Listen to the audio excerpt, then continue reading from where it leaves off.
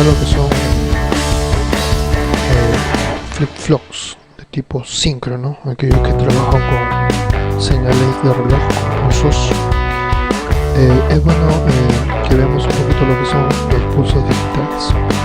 Y entonces cuando nos dicen pulsos digitales o señales de reloj, lo vemos en los libros representados con señales de ondas perfectamente verticales, una especie de cuadrados, los cuales se llaman onda cuadrada. La representación es cierta hasta cierto punto, ¿no? Es cierta porque si lo vemos en grupos en función del tiempo, por ejemplo, si son una frecuencia, por ejemplo, de 1 kHz, los vemos en un segundo, que son 1000 de estos, ¿no? 1000 ciclos, y 1000 ciclos pues se van a ver en ondas cuadradas perfectas, pero aquí viendo lo malo, no hay nada perfecto en la naturaleza y los voltajes no pueden ir desde 0 a 5 voltios si se trata de TTL, ¿sí? No existe ningún circuito en el mundo en el cual el voltaje en 0 segundos vaya de 0 voltios a 5 voltios, no hay, ¿correcto? Entonces los pulsos son realmente así como están acá en esta gráfica. Tienen un tiempo en el cual se van a demorar para subir y llegar a un máximo, y un tiempo para llegar de un máximo a un mínimo, en este caso sería 0, ¿correcto? Entonces los tiempos que yo considero son dos: uno que se llama tiempo de subida y tiempo de bajada. El tiempo de subida se considera entre el 10% y el 90% de la onda. Recordamos que la señal máxima TTL es 5 voltios y lógicamente en CMOS va a variar, porque es un rango mucho más amplio, va desde, si estamos hablando de la serie HC, de 2 a 6 voltios. Si estamos hablando de la serie 4000, pues estamos hablando desde 3 a 15 voltios. En todo caso, si consideramos el voltaje TTL, el 90% vendría a ser 4,5 voltios y el 10% sería la décima parte de 5 voltios, que vendría a ser 0,5 voltios. Ese tiempo entonces que se demora entre ir desde 0,5 voltios a 4,5 voltios, ese tiempo se llama tiempo de subida, ¿sí? Se considera para el tiempo de bajada también ese mismo tiempo que va a demorar de 4,5 en este caso a 0,5 voltios. Más hay otro tiempo, un tiempo en el cual va a permanecer este pulso, que es en este caso positivo, ¿sí? Permanecer en alto, ¿sí? Se le considera que permanece en alto cuando se toma en cuenta los puntos desde el 50% de subida al 50% de bajada. Este tiempo entonces, que va de acá hasta acá, se le llama ancho de pulso, ¿sí? Y lo mismo se considera entonces para el pulso negativo, ¿sí? En este caso es un pulso que está arriba, positivo, y acá tengo yo un pulso negativo. Los tiempos también se consideran igual: 90% cuando estoy yendo desde un máximo hacia un 0, ¿no? Se considera 90 al 10%, y cuando el pulso sube desde 0 a un máximo se considera también el 10% al 90%, ¿sí? Son las mismas condiciones para los dos tipos de pulsos. Debemos definir dos tipos de circuitos digitales: uno que se le llama asíncrono, que es aquel que no depende y no está en sincronía con ninguna base de tiempo ni con ningún pulso de reloj, y cuyas salidas no dependen entonces de ningún estado de pulso en el reloj. Y tenemos por otro lado lo que son circuitos síncronos.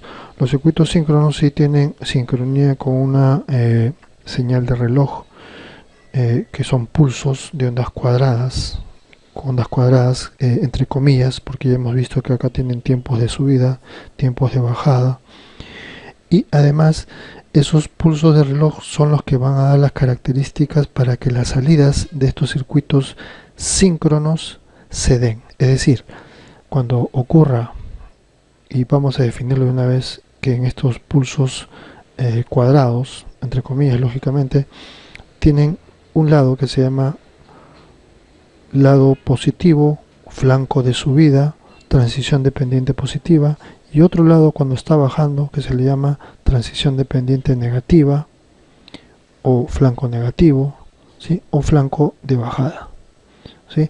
Estos flancos entonces son los que nos van a dar los detonantes, los disparadores para que los circuitos digitales hagan algo, ¿sí? Cosa que no ocurre con los circuitos asíncronos. Además debemos también saber que estos circuitos o estos pulsos, mejor dicho, estos pulsos de reloj, ¿sí? A medida que pasa el tiempo, tienen dos características que tienen todas las señales, ya sean senoidales, cuadradas o dientes de sierra, etcétera, las cuales son uno y la frecuencia, ¿sí? Donde la frecuencia sabemos que es el número de ciclos en un determinado tiempo. Eso es una frecuencia. Hacer varias cosas repetitivas en un determinado tiempo. Y por otro lado tenemos el periodo. El periodo viene a ser el tiempo. El tiempo que demora un ciclo. ¿Cuánto se demora un ciclo? Ese es el periodo. Hay una relación también que es el periodo es igual a 1 sobre la frecuencia, es decir, el periodo y la frecuencia son inversos. Y si hablamos de ciclos, pues debemos definir qué es un ciclo. Un ciclo viene a ser la distancia entre dos puntos de idénticas condiciones. Es decir, si yo tomo por ejemplo acá un punto, ¿sí? El próximo punto debe tener las mismas condiciones, es decir, debe ser un punto que esté en 0 y que esté subiendo. Sería el más próximo, entonces este. No debo tomar el que sigue, no, sino el más próximo. Entonces sería la distancia más próxima entre dos puntos con las mismas condiciones. Esa distancia entre esos dos puntos es lo que hace un ciclo. Lógicamente ese punto lo puedo tomar por cualquier lado, lo puedo tomar aquí en medio de repente, ¿sí? Y eso también sería el mismo tiempo y también sería llamado un ciclo, ¿sí? Puedo tomarlo aquí también, no hay ningún problema. Lo puedo tomar en cualquier lado, siempre respetando el concepto de ciclo, que es la distancia mínima entre dos puntos con las mismas condiciones, ¿correcto? Y entonces además debemos agregar el hertz. ¿Qué es el hertz? El hertz vendría a ser entonces una especialización de lo que es la frecuencia, ya que la frecuencia puede ser, por ejemplo, ustedes se bañan por decir 3 veces al día, pues número de veces y tiempo. En cambio el hertz viene a ser número de ciclos pero por segundo. ¿Cuántos ciclos o cuántas veces se da el ciclo en un segundo? ¿Correcto? Eso sería el hertz. Es una frecuencia pero con un tiempo definido en segundos. Cuando hablamos de flip-flops sincronizados por reloj, estamos hablando que un flip-flop va a tener una entrada llamada clock, la misma que está simbolizada con un ángulo en su entrada. Ese ángulo triángulo echado, entonces me va a decir lo siguiente. En este caso, por ejemplo, de la izquierda, me está diciendo que la entrada es directa y que el clock, cuando el reloj, que es esta entrada, tenga una señal que va subiendo, ¿sí?, que va subiendo, llamada flanco positivo, flanco de subida, transición de pendiente positiva o transición de gradiente positiva, ¿sí? Solamente cuando esté en esta posición, las entradas de control podrán manejar las salidas. Mientras tanto, mientras no se dé esta subida, las entradas de control pueden cambiar y las salidas de Q y Q negado no se verán afectadas. Es decir, lo que había antes se va a mantener hasta que nuevamente haya el pulso hacia arriba, lo cual permitirá que las entradas de control manejen por ese instante la salida de Q y Q negado. En este caso de la derecha, por ejemplo, acá tenemos una entrada de reloj, pero hay una burbuja, y cuando hay una burbuja eso me indica que las entradas de control manejarán las salidas cuando el pulso de reloj esté yendo hacia abajo, y lógicamente tiene varias denominaciones: transición de pendiente negativa, transición de gradiente negativa, etcétera. Debemos agregar que estas entradas de control son entradas de control síncronas, ¿sí?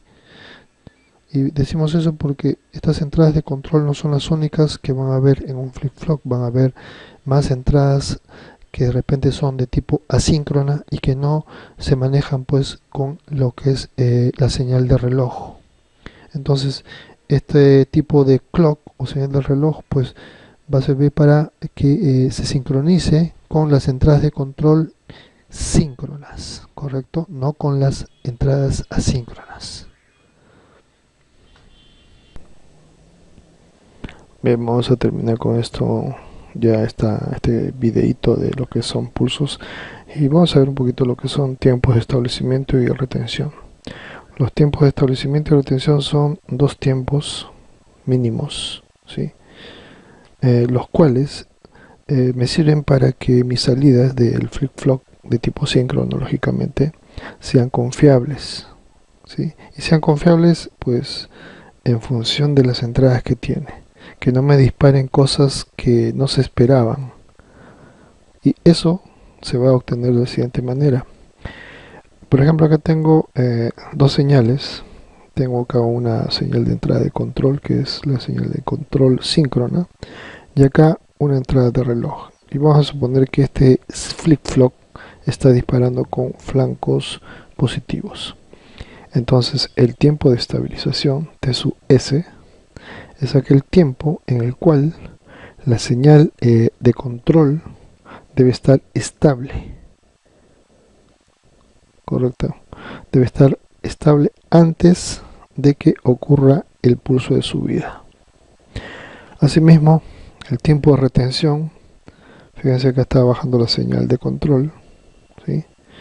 Y acá está cambiando la señal de reloj, y entonces el tiempo de retención es el tiempo mínimo también en el cual la señal de control debe mantenerse después de que la señal de reloj está activando las salidas del flip-flop. Entonces tenemos una señal que debe estar estable antes de que ocurra el cambio en el reloj, y una señal que tiene que estar estable después de que ocurra el cambio en la señal de reloj que activa las salidas. Y los tiempos están dados para el tiempo de estabilización de 5 a 10 nanosegundos y de 0 a 10 nanosegundos para el tiempo de retención. Este tiempo es más bajo.